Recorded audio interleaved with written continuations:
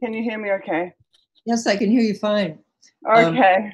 I was wondering why you need a headset to make your sound better, because I would think you'd need a microphone to make your sound better. But okay. My headset has a microphone, yeah. I just want to quickly say hi to everybody. I have not been on camera for a few weeks, so there's a lot of people in the movement who will be happy to see my face right now. Hi, guys. I'm happy to see your face. Thank you. Okay, I want to ask you some about the security of WikiLeaks itself. Now, since you're the sort of lead organizer of this effort, I'm imagining that you know these things. How secure is WikiLeaks from CIA and NSA cyber assault? I think the answer is that it's as secure as it can be, and it's certainly more secure than anywhere else on the planet, because those who are part of WikiLeaks are the foremost experts in and have the greatest understanding of the technological capabilities of their adversaries. I don't think there's a single media organization in the world who has a better understanding of the capabilities, the technical capabilities of the CIA, the NSA, than WikiLeaks. Nor is there a media organization in the world who has such insight about architecturally, how to architecturally protect their sources and the infrastructure of their media organization. We see a lot of mainstream media using secure drop, but at the end of the day, that's what we would call in IT a third-party solution. It's support is being provided by a third party. You're not coding it in-house. WikiLeaks solutions are all in-house solutions. They are built by WikiLeaks for WikiLeaks. They are what we would call custom builds. So I would consider WikiLeaks to be the most secure whistleblowing organization in the world, hands down. Okay, and they don't depend on the goodwill of any one country? Well, I don't see how that's really possible that they do, because if you go, for example, I hear all the time, WikiLeaks is a Mossad operation because they don't publish anything about Israel, but you go to wikileaks.org, you type Israel and you press enter, and there is hundreds of thousands of documents. And these aren't just like documents like passing reference to Israel. These are internal, like diplomatic documents, like secret documents.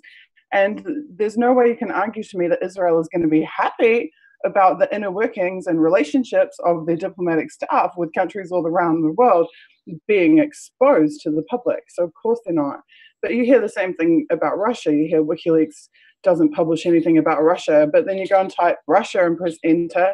Hello, there's 600,000, probably more, substantially more now, but there was over 600,000 documents about Russia. So and Syria. Absolutely. They also published on the Assad regime. Absolutely. There is no evidence whatsoever that any country is favored or spared by the transparency model of WikiLeaks.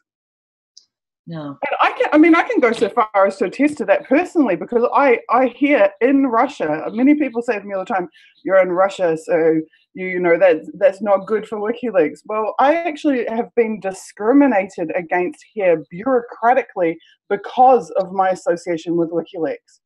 I have actually, with my lawyer, sat there and been told by an official related to the UNHCR here, we don't like Julian Assange, therefore we will not help you. So this is what lies beneath the surface of the narratives, is that actually, even in Russia, it is not necessarily beneficial to be associated with WikiLeaks. No, and I'm sure that Russia would rather not be put in the position of needing to give him asylum, and I don't think any of us would be happy about that. There's nothing to say that they would give it either. I mean, many people talk about getting political asylum in Russia. Only one person in 70 years has been given political asylum in Russia. It's impossible to get political asylum in Russia. The best that you can hope for is temporary asylum with a pathway to a temporary residency. That's it. There is no political asylum. People bandy this term about, but in law and in practice, It doesn't exist. One person in 70 years has got political asylum in Russia. Edward Snowden? No, Edward Snowden was not given political asylum in Russia. This is the thing with Western media. They bandy these terms about without actually understanding what they mean. To be given political asylum in Russia, it has to be signed off by the president of the state himself, and it is an appointment by him. Temporary asylum under the UNHCR legislation is the only option, and that's not political asylum at all. It's not even granted. It's not even the Russian government. It's the Russian government having signed up to the UNHCR legislation, and then it's all judged through that process. That's why Edward Snowden had to be registered as a refugee first. That's why Julian had to be registered as a refugee before he was given asylum in Ecuador. So this entire depiction of the country deciding to give asylum to someone as some political largesse is actually a falsehood. Mm-hmm.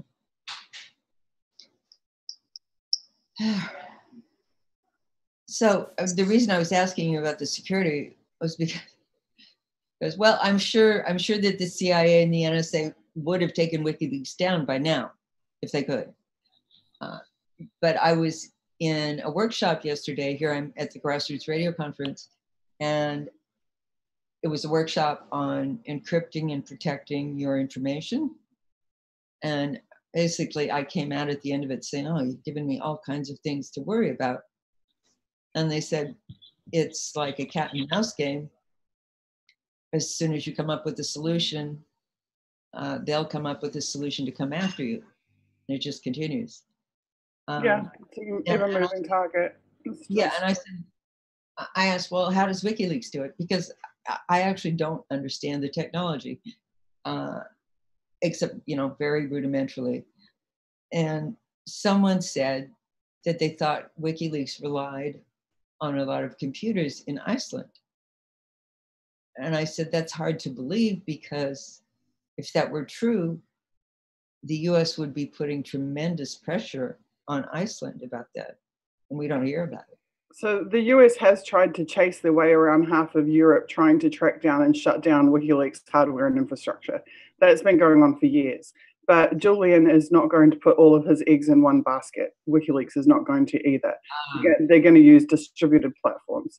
They're going to use distributed networks.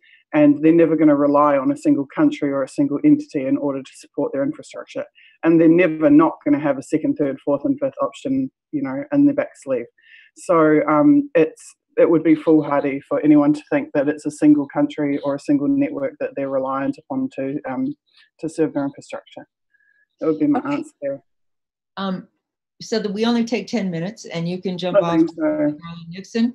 The last thing I'd like to do is recommend a movie that I watched. It's about an hour and a half long while I was flying up here to Portland from Oakland.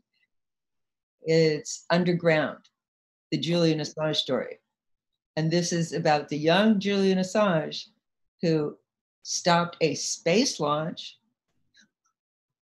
by hacking into NASA's computers, and then hacked into the Pentagon and some of their sort of military intelligence computers, and was determined to prove that the US military had willfully attacked a civilian shelter in Iraq, killing some 493 people, men, women, and children. And it was at that point that he finally got busted. Julian finally got busted. They had been chasing him around for quite some time. Anyway, this is one of the only two movies, so far as I know, that WikiLeaks and Julian Assange and his mother actually think is truthful. Yeah, everybody loves that movie. And I believe it's got Rachel Griffiths, hasn't it, playing Kristinn Assange? And that's something I've wanted to see for a really long time. Yeah. There was one thing I did want to discuss, and just really quickly, and that's some of the impacts on Julian, his family, his mother, that are not talked about and are not seen, that you won't find in the medical reports, that you won't hear about on Twitter, and you won't read about in the newspapers, because the agencies who oppose them and some about other activists, they practice deniability. And that means they won't do something nasty to you unless they have a way to pretend that they never did it or that it wasn't them. And the net effect of that is that people like Julian and his mother and other WikiLeaks staff and associates are in a position where everything for them is evidence-based, evidential, their scientific journalism, but also in their lives and the impacts upon them. And so it may be that in this world of deniability, that for every one nasty thing that you hear about happening to them, there's actually 9 others that you never hear about because there isn't the evidence to go public with it and to say that it's happening. And I just wanted to put this across to people because I choose each time there are threats to me to make it public. Tonight I had an incident where I never talk about my family. I had a close family member who's in hospital and unwell, and some nasties have made some sock puppet accounts in the name of that family member and are harassing me from it, to taunt me with the fact that my family member is in hospital. I just want to point this out because these are the types of petty, immoral behaviors that you see as a consistent theme across the behaviors of these agencies. We saw it in the Kim.com case when the internal NZSIS emails were revealed. It showed that they were discussing how they would like to gang rape his wife. They would like to kidnap and gang rape his wife, and discussing how they could then install a new girlfriend into Kim.com's life. You see this in the medical reports of Julian Assange, where the police have been throwing rocks at his window at 2, 3, 4 o'clock in the morning to make sure that he can never sleep and that he's constantly in a state of fear. And you see this a couple of months ago when I had people, anonymous emails sending me information about what my children had been doing. You know, that what my son was dancing to Michael Jackson and reading Harry Potter books, and that I'd been playing the piano in my apartment the night before. I just want to make the point that these intelligence agencies that are persecuting Julian, they live, fear is their lifeblood. Generating fear is their lifeblood. It's how they maintain their supremacy. You see them do it at a societal level. They play constant fear games, and they constantly trigger society as well. They traumatize society, and you see the news and the media do it deliberately as well. Trauma and fear are the tools of their trade. And some people might think, well, that's really scary and I don't want to be involved in that. I think the opposite. I think that's really immoral and disgusting, and they have absolutely no moral or legal basis for doing this to people, and we have got to shut it down. We have got to overcome the fear, to end the fear once and for all. We have got to come together and to rise above it and to not allow ourselves to be manipulated by it. And so that's why I openly speak about it each time these things happen to me, so that people understand you don't have to hide it. You don't have to question yourself and worry, do I have enough evidence to tell people or whatever? No, speak your truth. Speak about what's happening to you. And then we have to come together in solidarity, and we've got to push back and fight back against this, because it is just disgusting what they do to people. And I just want to make that point, that all the things we hear, all the traumas that we hear about Julian enduring is 10% max of what he has actually been put through. And I just wanted to leave that with people. Okay.